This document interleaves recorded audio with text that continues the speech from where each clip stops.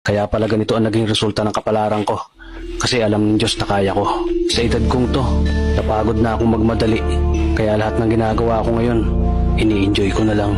Siguro sa dami na rin ng aking pinagdaanan, napagtanto ko na ang buhay ay mas malawak at mas mahiwaga pa sa mga problemang dumarating sa buhay natin. Tumatanda na tayo, baka sa kakahabol natin sa masagana at maayos na buhay, ay hindi na natin na-enjoy ang buhay. Baka nabubuhay na lang tayo dahil nape-pressure tayo sa sasabihin ng ibang tao.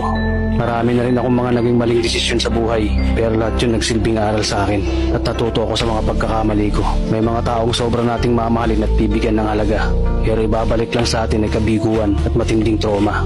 Kaya wag nating lilingunin ng mga taong tulad nila dahil mas payapa kapag hindi ka na interesadong malaman pa kung ano pang balita sa kanila. At wag mong idepende ang sarili mo sa kahit kanino. Tandaan mo, kahit sarili mong anino, iiwan ka din nito kapag madilim na ang paligid mo. Kailangan natin matutunan na huwag ikumpara ang sarili natin sa iba.